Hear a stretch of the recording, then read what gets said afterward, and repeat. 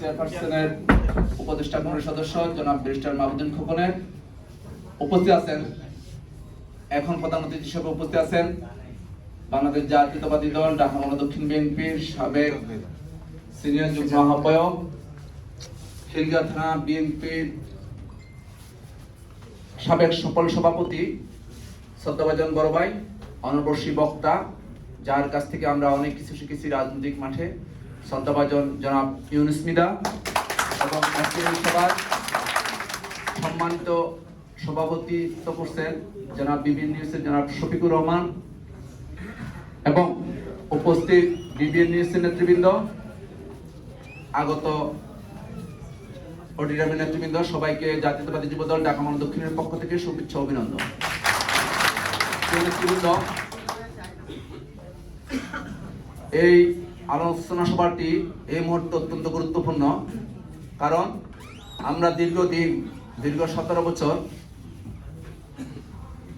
বিভিন্ন বিষয়ে কোনো বিষয়ে আমরা কথা বলতে পারিনি।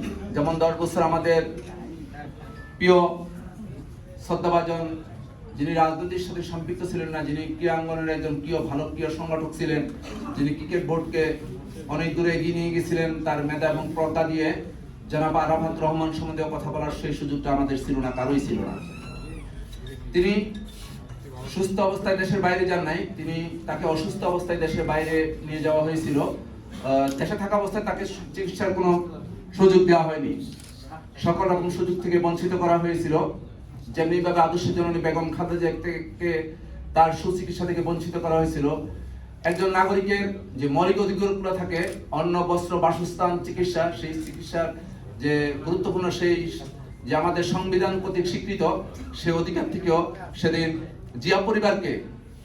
পুরো জিয়া পরিবারকে বঞ্চিত করা হয়েছিল। এবং চিকিৎসাধীন থাকা অবস্থায় আরাফাত রহমানকে দেশের বাইরে যেতে বাধ্য করা হয়েছিল।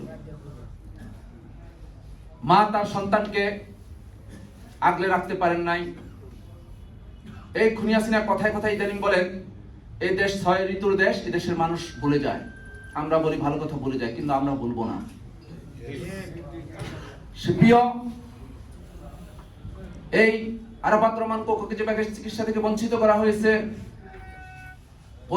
হয়েছিল, বিএনপির ভারপ্রাপ্ত চেয়ারম্যান জনাব তারেক রহমানকে ছোটবার জানাজা থেকে বঞ্চিত করা হয়েছিল। আদর্শ জননী বেগম খালেদা জিয়াকে তার সন্তানকে আগলে রেখে সন্তানের পাশে থেকে চিকিৎসা দেওয়া থেকে বঞ্চিত করা হয়েছিল।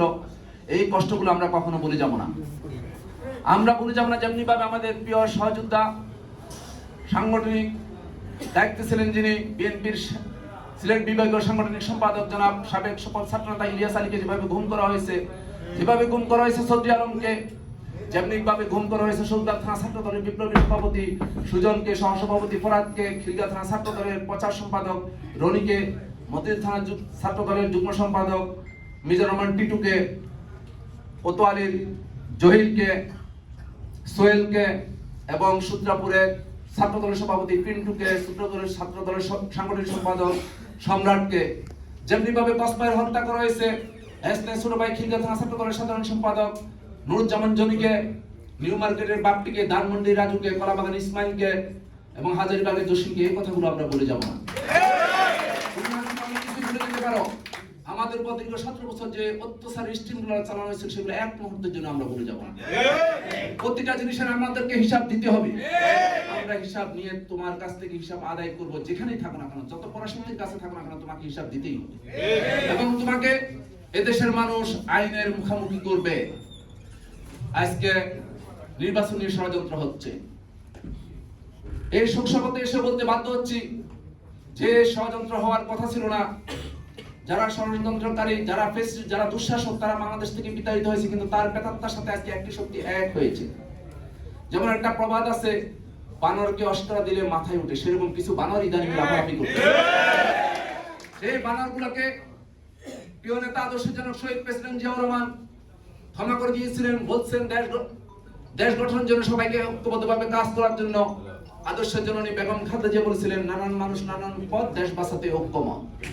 এমনিভাবে দেশ বাঁচানোর জন্য সবাইকে এক জায়গায় এক মঞ্চে আসার জন্য আহ্বান জানিয়েছিলেন। আর তারা বিএনপির উদারতাকে দুর্বলতা ভেবে তারা আজকে বিভিন্ন ষড়যন্ত্রে লিপ্ত হয়েছে। আমরা বলবো দীর্ঘ 17-18 বছর যারা লড়াই করে টিকে থাকতে পারে, তারা কখনো ওই ষড়যন্ত্রের কাছে মাথা নত করবে না। আপনারা ষড়যন্ত্র করেন নাই কেন? কারণ আমাদের দিলে এবং বুকে স্থান নিয়ে আছে বাংলাদেশ। আপনাদের অনেকের আছে পাকিস্তান, অনেকের আছে হিন্দুস্তান, আমার জন্মস্থান বাংলাদেশ। এই জায়গাতে কোনো আপোষ হবে না। সেই জন্য প্রিয় নেতা, প্রিয় অভিভাবক, ভারপ্রাপ্ত চেয়ারম্যান বলেছেন সবার আগে বাংলাদেশ। এখানে কোনো আপোষ নাই। কারণ আপনাদেরকে চিন্তা করতে হবে, বুঝতে হবে, যারা আজকে ষড়যন্ত্র করছেন তাদের উদ্দেশ্যে বলতে চাই, আমরা যেখান থেকে বেড়ে উঠেছি, যে আদর্শের আলপথ দিয়ে হেঁটে আজকের এই জায়গায় এসেছি, তিনি কে তার সম্বন্ধে জানতে হবে। তিনি ৭১-এ শুধু স্বাধীনতা ঘোষণা করেন নাই, রণাঙ্গনে যুদ্ধ করে দেশটাকে স্বাধীন করেছিলেন। সেদিন তিনি তার প্রিয়তমা স্ত্রীর কথা বলে গিয়েছিলেন, ৫ অধিক সন্তানের কথা বলে গিয়েছিলেন, শুধু দেশ মাতৃকার টানে দেশের জন্য লড়াই করেছিলেন। আর এই দেশটি যদি স্বাধীন না হতো, সেদিন সবার আগে জিয়া রহমানের ফাঁসি হতো ফায়ারিং স্কোয়াডে। কারণ উনি রাষ্ট্রের বিরুদ্ধে, রাষ্ট্রের কর্মচারী হয়ে রাষ্ট্রের বিরুদ্ধে যুদ্ধ ঘোষণা করেছিলেন। অন্য কারণ রাজনীতিবিদরা যেমনিভাবে পালিয়ে গেছিলেন ভারতে, শেখ মুজিব আত্মসমর্পণ করেছিলেন পাকিস্তানের দেশ যদি স্বাধীন হয় তো তিনি বলতো আমি তো যুদ্ধ করি নাই, আমি তো ঘোষণা দিই নাই। তারা অকপটে রাজনৈতিক সেই কূট কৌশলের মাধ্যমে তারা রেহাই পেতেন, কিন্তু আমার নেতা জিয়াউর রহমান তিনি রেহাই পেতেন না। তিনি সেনাবাহিনীতে থেকে দেশের জন্য স্বাধীনতা ঘোষণা করেছিলেন। তিনি সবকিছুর ঊর্ধ্বে থেকে তিনি সেদিন ভাবছিলেন যে এরা সবাই পালিয়ে গেছে, আমি এই দেশটাকে স্বাধীন করে এই দেশের মানুষের কাছে তিনি বাংলাদেশ নামে একটি ভূখণ্ড উপহার দিয়েছিলেন। তাই যারা ষড়যন্ত্র করেন তাদেরকে বুঝতে হবে আমরা সেই আদর্শের নেতার সৈনিক, আমরাও পালিয়ে যাওয়ার মতো নয়। 17-18 বছর আপনাদের অনেককে পাই নাই, 17-18 বছর আপনাদেরকে পাই নাই। অনেক নেতার ফাঁসি হয়েছে, অনেক কথা শুনেছিলাম, কথায় কথায় বলেছেন গৃহযুদ্ধ হবে, লড়াই হবে, অনেক কিছুই করতে পারেন নাই। আজকে 17-18 বছর লড়াইয়ের পর যখন চূড়ান্ত আন্দোলনে আমরা যখন বিজয় অর্জন করেছি, অনেক কথা বলতেছেন, শুনতেছি। আদর্শের ভারপ্রাপ্ত চেয়ারম্যান জনাব তারেক রহমান বলছে ধৈর্য ধরার জন্য, ধৈর্য ধরেছি, ধৈর্য ধরে থাকবো। কারণ নেতা যখন যেভাবে নির্দেশ দিবে সেটাই অনুসরণ করবো। আজকে নির্বাচনকে কথা ছিল না নির্বাচনকে জটিল এবং কঠিন করার, আজকে একটা শ্রেণী নির্বাচনকে কঠিন করে দিয়েছে। একজন ভালো ছাত্রের সামনে কখনো পরীক্ষা কঠিন হয় না। আমরা মনে করি বাংলাদেশ জাতীয়তাবাদী দল এদেশের জনগণের কাছে ভালো ছাত্র, সবচেয়ে জনপ্রিয়। আজকে যদি জনগণ সুযোগ পায়, ধানের শীষে ভোট দিয়ে বাক্স ভর্তি করে দিবে, এটাই তাদের ভয়। এই ভয়ের জন্য তারা আজকে নির্বাচন দিতে চায় না, মানুষকে নির্বাচনের ভোটাধিকার থেকে বঞ্চিত রাখতে চায়। আমাদের আন্দোলন, প্রিয় নেতা বিএনপির ভারপ্রাপ্ত চেয়ারম্যান জনাব তারেক রহমানের আন্দোলনে দেশের মানুষের ভোটের অধিকার ফিরিয়ে দেওয়া, দিনের ভোট যেন আর রাতে না হয়, তিনি জনগণের কাছে কথা দিয়েছিলেন। সেই কথা দিয়ে তিনি জনগণকে আন্দোলন সংগ্রামে সম্পৃক্ত করে 24-এর গণ অভ্যুত্থানে তিনি মহানায়ক হিসেবে বিজয় ছিনিয়ে নিয়ে এসেছিলেন। তাই আজকে আপনাদের কাছে এই আরাফাত রহমান কুকুর 10ম মৃত্যুবার্ষিকীতে সবার প্রতি আহ্বান থাকবে, আমরা সবাই যেন ঐক্যবদ্ধ থাকি।